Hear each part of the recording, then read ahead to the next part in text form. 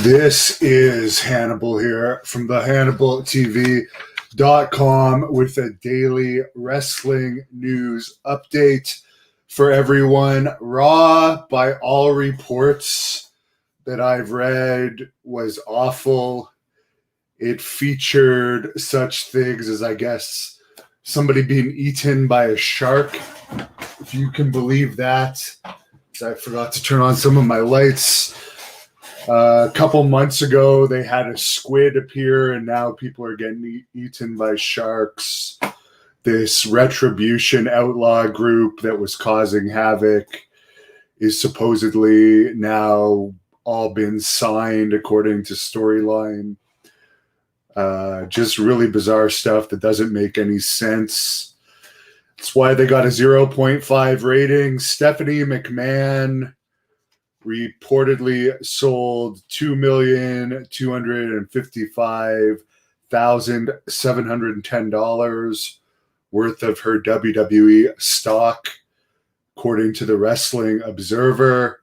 And now WWE is coming out with an Undertaker and Ultimate Warrior wine. I guess there's not really any kids that really watch wrestling anymore, fewer than ever. Most of the audience is older people that are still holding on to their childhood watching it. It's certainly not considered cool for teenagers to watch anymore with the crap that's on there. So I guess they're trying to branch out into wines. If you brought an Undertaker or Ultimate Warrior wine to dinner with a hot girl, I don't know what her reaction would be. It would be kind of funny. It would almost be worth doing a video where I take a hot girl out to dinner and have cameras set up and pull out an Ultimate Warrior wine, see if it impresses her. Josh Super Duty says it's story time wrestling now. I don't know. It's really bad. Apparently the stories don't even make sense. Primo Rodriguez watches the old stuff on YouTube, which I do too. Which, by the way, I did an interview with Outback Jack today, which is highly worth watching. He has some stories about the British Bulldogs really going overboard with the ribbing of him, which actually led to him quitting the wrestling business. A story of Steve Strong shooting on him in the ring in Montreal. Iron Sheik stories, Andre the Giant stories. Lots of interesting stuff with Outback Jack. Tomorrow, Nikita Koloff is supposed to do an interview with me at 5 p.m. with his Koloff Dynasty group that he has now. And then Thursday, I am supposed to interview Jazz. She hasn't set her exact time yet. I think it might be around 8 p.m. And Jimmy Valiant will be at 4 p.m., the Woogie Man. Teddy Longs is going to happen sometime soon, and I'm working on a bunch of others. Josh wants to see Amber back. I'm sure she will be back. I get along well with her. I consider her a friend. John says, despite its flagging ratings, they recorded record profits. I guess that's what they care about most. Their profits are from the TV deals, as well as all the archive content that they have and their network stuff. So as long as they keep getting these huge TV deals, they're going to be in good shape, even if the product is unwatchable to all but the most hardcore of fans. Will Fox pay hundreds of millions of dollars a year once the current contract expires? It was rumored they were looking for like a 1 rating for an average rating, and they've averaged about half that. So are they going to be offered as big contracts when the time comes? I don't know. Will Amber be in Great North Wrestling? Probably a lot of the girls that you've seen me interview in recent months, like Taylor Hendricks, Amber Nova, Heidi Katrina, who I interviewed on Sunday, British female wrestler who is very impressive. Lufisto's our champion. I've had her on recently. A lot of these girls you're going to see in Great North Wrestling. Who knows? Maybe even Kazania, the Russian goddess, as some of the fans out here like to call her, could appear in Great North Wrestling, as I do think she would make a great backstage announcer. Rio says, will Great North Wrestling's work with other promotions in the future? Well, we kind of started working with PCW Ultra before this pandemic began, and obviously you've seen the PCW Ultra content on this channel. Posted a Tessa Blanchard match yesterday, a Taya match today. I've got an RVD versus MVP match I'm going to post soon. So you will see us working with some companies here and there, for sure. Companies that I like. Chris loved my shoot interview with New Jack. It wasn't what I was expecting. I wish the New Jack one had been live, the format that we're doing now with the live interviews. Because I'll be perfectly honest, in the New Jack interview, every other interview I'd seen him do, he gives extremely long answers, and I had about a page and a half of questions. And I thought to myself, okay, this is more than enough for New Jack. But as it turns out, he was very direct and to the point with his answers. So I actually ran out of questions, and I didn't have the live fan ones. So I was a little disappointed in it from that standpoint, but I learned a lesson there. Never underestimate or try and predict the person you're going to interview. They just might have short answers. And some of the ones that you think are going to have short answers are going to have really long and detailed answers. You can never predict, so always be prepared. Mike Hamilton tips me $5. Said, any chance for an Ahmed Johnson interview? Yes.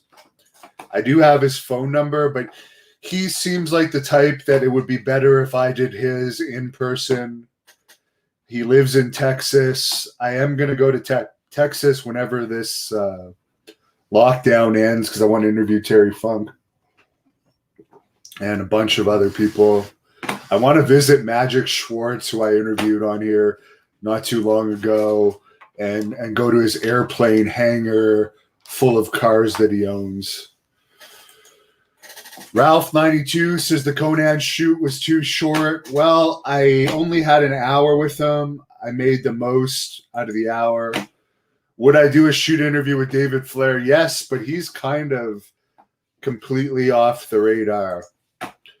Would Cedric Rougeau return to wrestling? I doubt it.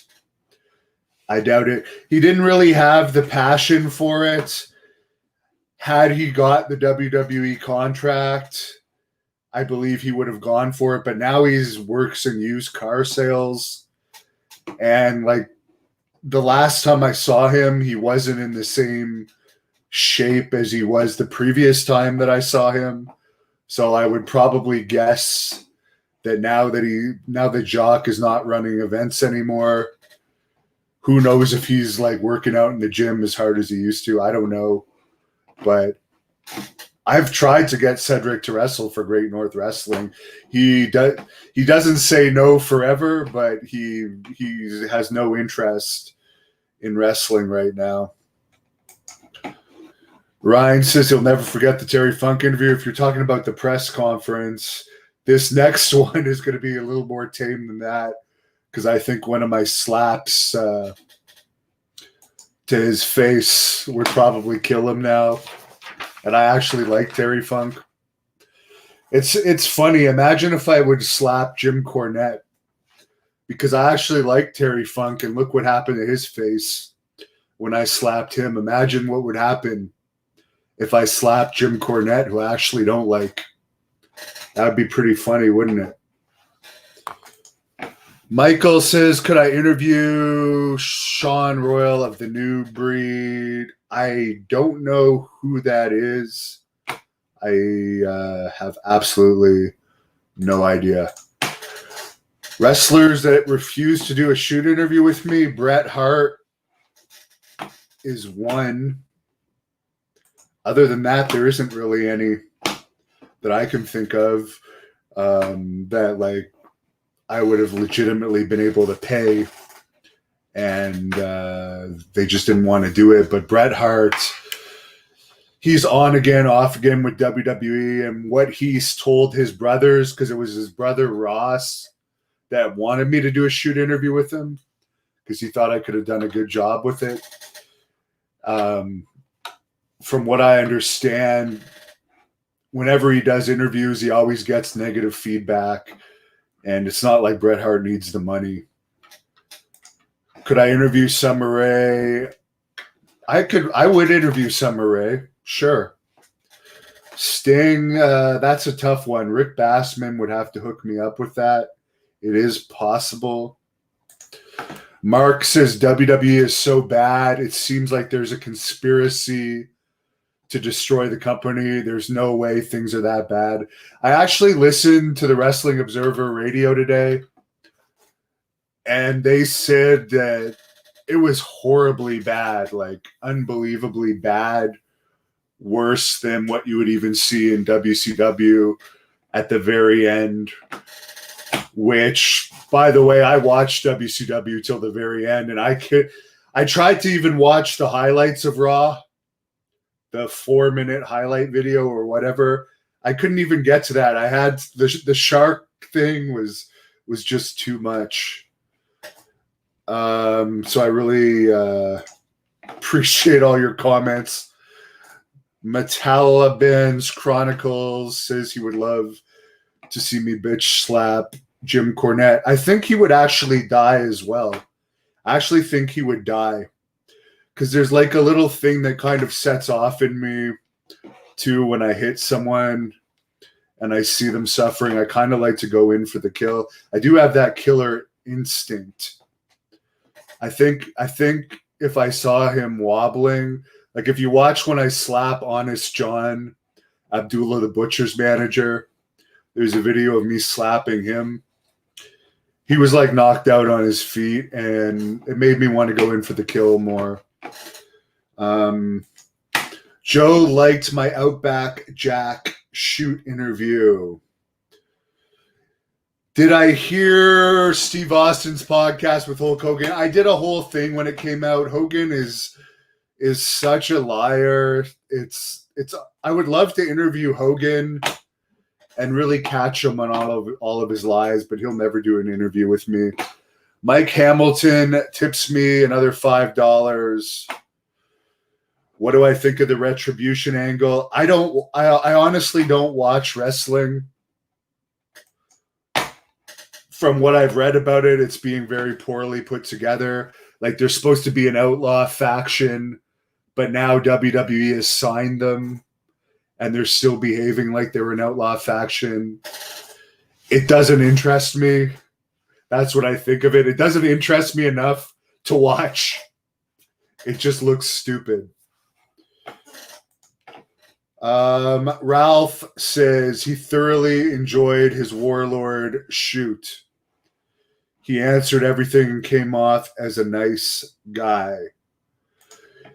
Josh, I don't think Trish would do an interview. She's far too politically correct and on good terms with WWE. I can't see it happening. Would I interview Ric Flair? I already went over this. He just re-signed with WWE. They will not let him do an interview.